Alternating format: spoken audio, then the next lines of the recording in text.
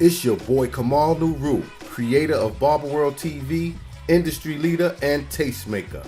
This week on Barber World TV, I'll introduce Michael James, the man responsible for the Frederick Benjamin Grooming line.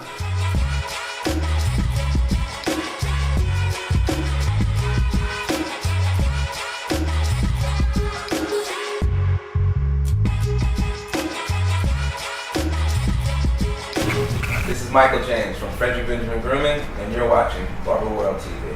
How you doing today, Mike? Good, my friend. Yeah. How you doing, my brother? Good. So where you originally from, Mike? So I'm from Columbia, South Carolina, born and raised. Born and raised, Yeah. Columbia, South Carolina. You adapted to New York pretty well. I don't hear an accent or anything. Well, it took me a while, but yeah, I've been here for about 15 years, on and off. You've been here for a minute. So I'm, So how'd you make it your way from South Carolina to New York? So I came here chasing who is now my wife. Uh-huh. Yeah, so we were both living in Kenya. Okay. Started dating over there. So I was on a 2-year contract, and after that finished, having seen the world, South Carolina was a little too small for a brother with high ambitions. So I moved to New York and continued to date my lovely wife, and the rest is history. Yeah, just the lack of product lines for multi-ethnic, multi-textured men. I've always kind of kept my hair, let my hair be a part of my personality.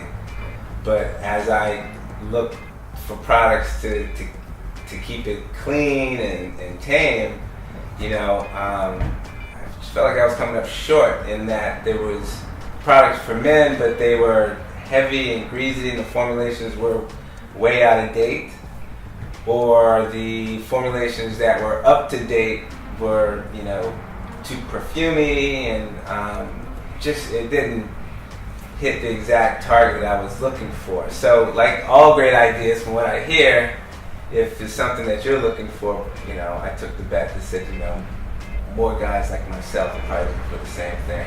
So prior to starting this line, I spent 8 years in brand management at 2 of the world's largest product companies, Revlon and L'Oreal. So I had the knowledge. I've played with other people's money, made mistakes, made big wins, and thought that, with the need that I identified in the market and with the expertise, I thought I'd walk the plank and take the leap of faith. I'm glad you did. Yeah, thank you. So Frederick Benjamin is my grandfather's name. And so I really wanted to tap into that era in which he lived, your grandfather, and all of our grandfathers lived, when it was, people dressed. They didn't go outside until the tie was, crisp and the fedora was on. But they took a lot of pride in their appearance, right? And I'm not seeing that much of that pride today, right? So I wanted to kind of bottle the 20s and the 30s and that, gentlemanly character into this whole brand as well. So that's, he inspired he was an entrepreneur, and so just, all that mixed in, I thought it'd be great. It's in the blood. I hope so. Right, so a lot of people ask what's in the brand and what makes it different. And for the what's in it, I like to start with what's not in it, right? Okay, and basically, our first system is for dry scalp and hair. So when we looked at the research, overwhelming majority of multi-ethnic men have dry, itchy scalp. So we wanted to start there. After identifying that, we wanted to figure out exactly what is causing this, right? Outside of the environment. What's going in the bottle that could cause dry, itchy scalp. And so we identified, along with the chemists that's on the team, a couple things. Starting with the cleansing products, our shampoo. And a lot of the products on the market today, in order to hit a $3, $4 price point, has to use certain ingredients, cleansing ingredients. And we all know alcohol is an astringent, is a cleanser. So certain alcohols are one of the big leading causes of dry scalp and dry hair. So we don't use any drying alcohols. Now, all alcohols are not drying, but we've chosen the drying alcohols, and we've moved that to the side, and we use things, natural oils that can give us the same cleansing, not as stripping, but it's a bit more natural. Secondly, perfume. You can call it perfume, fragrance, whatever you want to call it. Synthetic fragrances we eliminated from our products as well. So we use a natural oil of spearmint and also a natural oil of grapefruit. So because over 4,000 different ingredients are used to make a fragrance, the likelihood of one having an irritation to that is extremely high.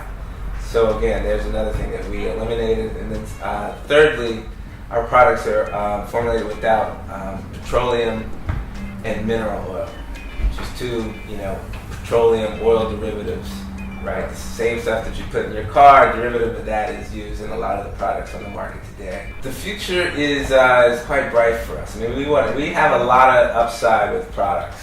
So today we have hair care. We have 4 products. We have a shampoo, conditioner, a product we call Daily Hydrator, which is a lightweight styling cream, right? So people can use it as moisturizer or leave-in conditioner. Because we're talking men, we like to use styling cream. And then we also have a pomade, which is a water-based pomade. So again, we took out we didn't start with the petroleum, but our products are water-based, clear and see-through. So we want to round out our styling range to get more stronger hold. And then, I think shaving is our next foray. The products can be found. We have a growing network of barbershops and beauty salons across mostly the Southeast, but we have a sprinkle out west and in the Midwest.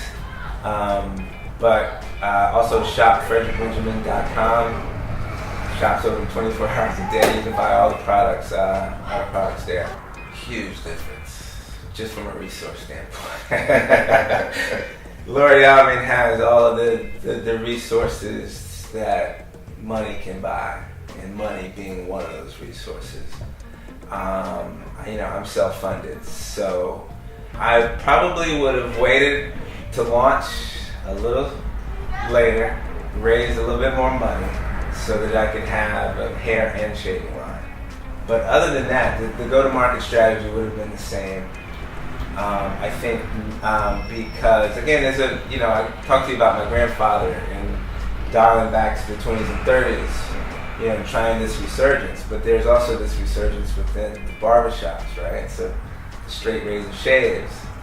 And so if I look back and, really to get more grounded and more in touch with the barbers, it would have been giving them another service item.